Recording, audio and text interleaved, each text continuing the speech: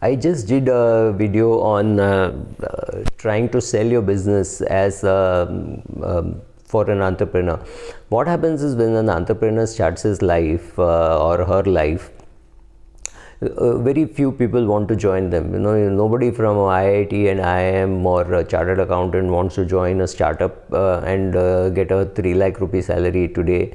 They would rather go and get a 35 lakh rupee salary. Whether they're productive, not productive, doesn't matter, because big corporates will pay good salary, so nobody really joins. And then after 5, 10 years, 20 years of his business, that entrepreneur is convinced that good quality people will not join him. So he is not willing to take on partners. He thinks that he can get his work done by recruiting lower end people. So he will look, when he is looking for an accountant, he will spread the word around. I want somebody who has done articles. He's maybe cleared inter, but then after having done inter, he has given up on final, because these people are thought to be less mobile. So he would rather do that instead of recruiting a good quality person who is capable of living. So largely an entrepreneur builds a business with people who are not capable of living. So if he wants somebody, he will go and recruit from somebody smaller than him. He does not have the guts to go and recruit for somebody bigger than him, right? If you are in the wealth management business, would you have the guts to go and recruit somebody from Citibank or HDFC Bank or say an AMC? Answer is very unlikely, right? So if I want a trainer in my training business, would I go and pick somebody from a big AMC? I won't, because it's not worth it. But then I also don't think that I'm capable of paying them that kind of salary, or being able to inspire them to join me and be my employee. So I don't even attempt, right? So that is how an entrepreneur builds a small business.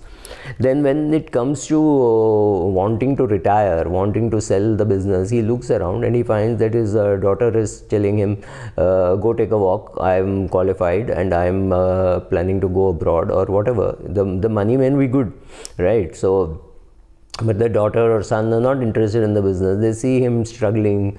They see him doing small ticket businesses. They don't see him as a person who is doing very high quality work. So they are not very impressed by the work that he does. And he's remember that the entrepreneur's children are really children of rich men. So that rich man's children don't want to do this small business like a kirana shop, or even a training business, or even a MFD business, right? The children may not be interested in doing that, or children may be interested in doing it very differently, which the entrepreneur may not be interested. So family is out. The younger brother, younger sister, you're too old. By the time you're 65 and looking to sell, your younger brother, any niece, nephew, they're all well settled. In a family where people are educated, they would not want to come and work in a small company. Very, very unlikely that they would want to come and work. So it has to be somebody much smaller. Your own employees, what happens is, you have not recruited good quality people. So the quality of people that you have are people perfectly capable of holding jobs, but perfectly incapable of doing business. So you cannot really give it off to them and to go. Will an outsider come and put money into a business like this? Very unlikely, because he or she knows that by the time your salary has been paid as per market rate, there is no money left in the business. Fourth, more importantly, the business is completely owner driven. The owner knows the clients, the owner knows the vendors, the owner knows everybody. So if the owner drops dead, there is nothing in the business. So in a worst case scenario, if a person wants to sell his business and the transaction is over, the payout has to be an earn out. You have to say, okay, so and so your revenues will grow so much, your revenues will grow so much, and therefore there will be a payout. It's not somebody is going to say, oh, here is 4 crores, I want to buy your business. That's very unlikely to happen. More like saying, okay, I think your business is worth 4 crores, I'll pay you 10 lakhs per month over the next period of 2 years, 3 years, and that's it. I will not. So the first 10 lakhs comes, and if you drop dead, that's it. Your business is sold off and you've got nothing. So will you be able to use that to be able to fund your retirement? Yes, if you are alive, maybe, because you will get that 5 lakhs per month or 10 lakhs per month over the next 30-40 months. By the time you anyway should have created some of your own wealth also. If you have not done it, then you are in bad shape. If you can't treat it like it is going to be your retirement kitty.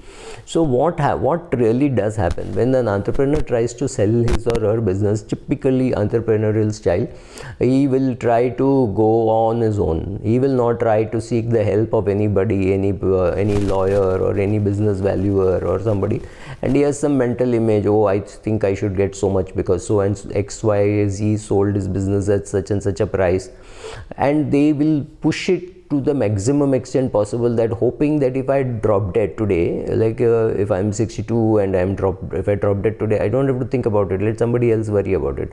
Now that's fine if you have created a corpus from which your wife and maybe your children, if in case they are dependent, will be able to live.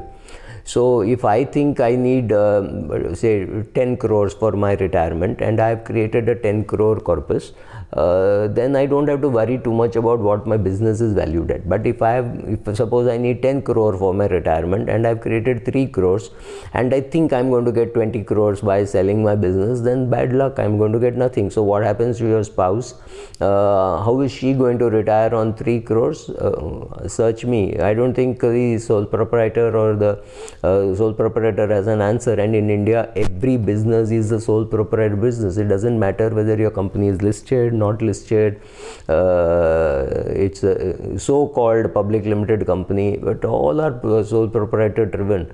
The board eats out of the hand of the sole proprietor. The salary dues have been paid, not paid, the GST dues have not been paid. It's a big mess.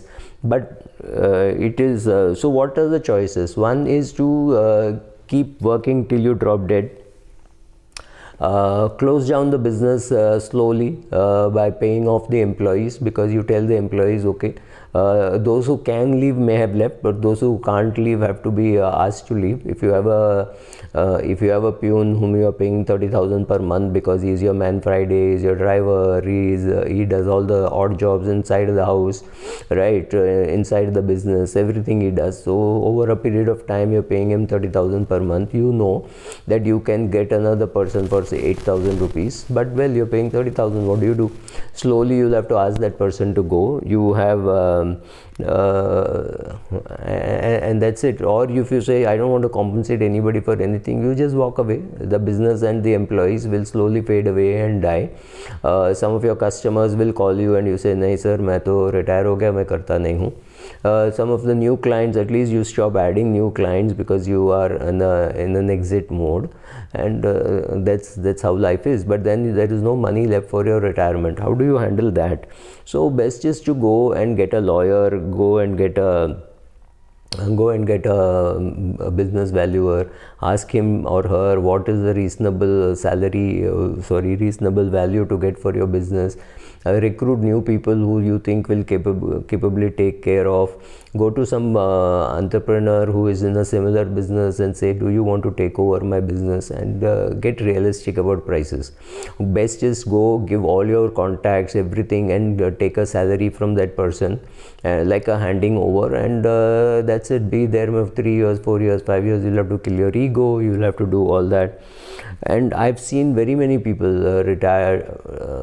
refusing to retire. You know, they're 66 and saying, oh, I think my children will take care. Children are not interested. Children have said it in unequivocal terms. Wife is a housewife, not capable of taking it, right? So whatever it is, whatever is your business, try finding a solution outside in terms of being able to sell with the help of professionals, etc. Recruit good quality people as a partner when you're 40s or 50s. If you have not done any of these things, whatever is your share, whatever is your business, if you have run it like a sole proprietor, it will die like a sole proprietor. If you die, the business will stop. If you are not capable of running it, it will stop. If you go into coma, it will stop. If you get into dementia, Alzheimer's, which can happen even in your 60s, your business will stop. So be ready for the stoppage of business rather than sale of business. Don't treat your business as a retirement plan unless you plan for it right in your 50s, or maybe at least as soon as you're 60 you need to do all that planning. If you think your family is going to take care of it, very unlikely the family wants to do anything with it, right? Thank you. Bye.